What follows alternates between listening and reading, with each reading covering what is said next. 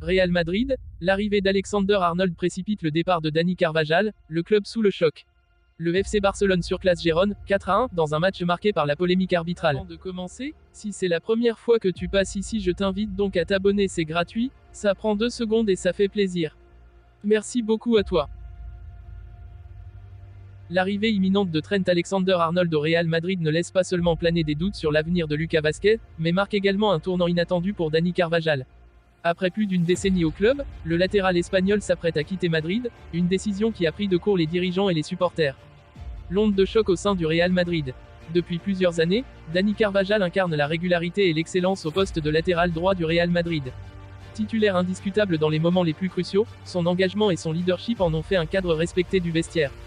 Cependant, l'arrivée de Trent Alexander-Arnold redistribue totalement les cartes. Avec la signature imminente du défenseur anglais, Carvajal aurait pris la décision de partir, ne souhaitant pas jouer un rôle secondaire dans l'équipe. Cette nouvelle a créé une onde de choc au sein du club. Alors que l'on s'attendait à une transition en douceur avec l'arrivée d'Alexander-Arnold, personne ne prévoyait un départ aussi soudain de Carvajal. Pourquoi Carvajal décide-t-il de partir ? 1. Une concurrence trop forte avec Alexander-Arnold. L'arrivée de Trent Alexander-Arnold n'est pas anodine. Le joueur de Liverpool n'a pas accepté de rejoindre Madrid pour être un simple remplaçant. À seulement 26 ans, il est en pleine force de l'âge et possède un profil offensif unique. Dani Carvajal, bien que toujours performant, sait que son temps de jeu risque de chuter drastiquement face à un concurrent de ce calibre. À 32 ans, l'international espagnol préfère partir plutôt que d'accepter un rôle de second plan. 2. Un manque de reconnaissance. Malgré une carrière exceptionnelle au Real Madrid, certains proches du joueur estiment que Carvajal ne se sent pas suffisamment soutenu par la direction. Aucune discussion pour une prolongation de contrat ne semble avoir été entamée. Le club s'est précipité sur Alexander-Arnold sans consulter directement Carvajal sur son avenir. Un départ anticipé aurait été évoqué en interne, ce qui aurait blessé le latéral espagnol. 3. Des offres alléchantes venues de l'étranger. Avec un palmarès impressionnant et une grande expérience, Dani Carvajal n'aura aucun mal à trouver un nouveau club. Plusieurs clubs de Première Ligue et même des clubs saoudiens auraient déjà manifesté leur intérêt. Son profil expérimenté et combatif en fait un élément précieux pour de nombreuses équipes cherchant un renfort en défense. Un départ qui divise les supporters et le vestiaire. Des réactions mitigées parmi les supporters. L'annonce du départ probable de Dani Carvajal a suscité de vives réactions parmi les fans du Real Madrid. Certains comprennent sa décision, estimant qu'un joueur de son niveau mérite d'être titulaire indiscutable ailleurs. D'autres critiquent le club, reprochant à la direction de ne pas avoir géré la transition avec plus de respect pour un joueur aussi emblématique. Un vestiaire sous tension. D'après des sources proches du club, certains cadres du vestiaire, dont Luka Modric et Nacho Fernandez, seraient surpris et déçus de la tournure des événements. Carvajal est un leader du vestiaire, son départ pourrait impacter la cohésion de l'équipe. Trent Alexander-Arnold devra vite s'intégrer, sous peine de subir la pression d'un héritage difficile à assumer. Quelle suite pour le Real Madrid ? Le Real Madrid doit désormais gérer cette situation délicate en trouvant une issue favorable pour toutes les parties. Trent Alexander-Arnold sera officiellement le nouveau latéral droit titulaire. Lucas Vázquez pourrait également partir, laissant place à un renouveau total sur ce poste. Carvajal devrait annoncer son futur club avant la fin de la saison. Ce qui semblait être une simple signature stratégique se transforme en une révolution inattendue au sein du Real Madrid. Le club va-t-il regretter la gestion de cette situation ? Seul l'avenir le dira. Le FC Barcelone a offert un véritable festival offensif face à Gérone, 4-1, ce dimanche au stade de Montjuïc, lors de la 29e journée de Liga. Un succès éclatant qui permet aux Blaugrana de reprendre 3 points d'avance sur le Real Madrid et d'affirmer encore davantage leur statut de prétendant au titre. Cependant, cette victoire n'a pas été exempte de contestation, Gérone estimant que l'arbitrage avait largement favorisé le club catalan. Un Barça efficace, un Gérone impuissant. Dans une rencontre à sens unique, Barcelone a rapidement pris le contrôle du jeu face à un Gérone timide, manquant d'agressivité dans les duels. Malgré une première mi-temps dominée territorialement par le Barça, l'ouverture du score est survenue de manière assez surprenante.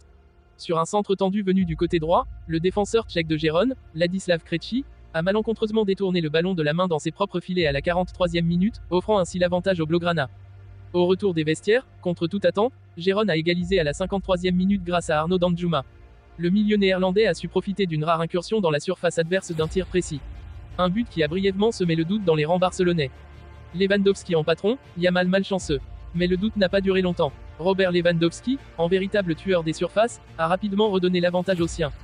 D'abord à la 61e minute, où il a repris acrobatiquement une remise de la tête de Fermin dans les 6 mètres, puis à la 77e d'un tir croisé imparable. L'attaquant polonais a ainsi porté son total à 25 buts en Liga cette saison, dépassant légèrement Kylian Mbappé dans la course au Pichichi. En fin de match, Ferran Torres a corsé l'addition à la 86e minute en trouvant la lucarne d'une frappe puissante du gauche. Le score aurait pu être encore plus lourd sans les nombreux arrêts du gardien de Gérone, Paulo Gazzaniga, et un brin de malchance du jeune prodige Lamine Yamal, dont la sublime tentative du gauche s'est écrasée sur l'équerre à la 90e minute. Gérone crie au scandale. Si le score paraît sans appel, du côté de Gérone, on digère mal cette défaite. Plusieurs décisions arbitrales ont fait polémique, alimentant un sentiment d'injustice chez les visiteurs. L'entraîneur de Gérone n'a pas caché son amertume après la rencontre.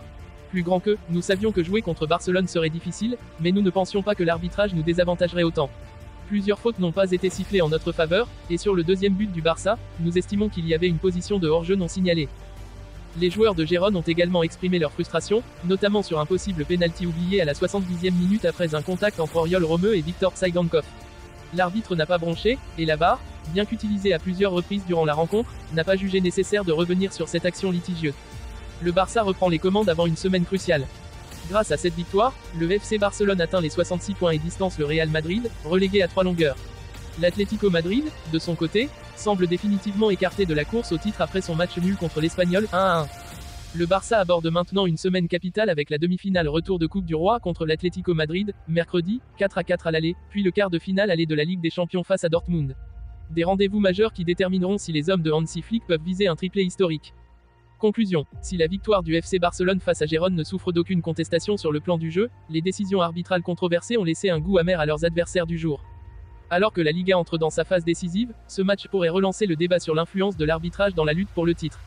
En attendant, les Blaugrana poursuivent leur irrésistible série d'invincibilité et s'annoncent comme un sérieux prétendant tous les trophées cette saison.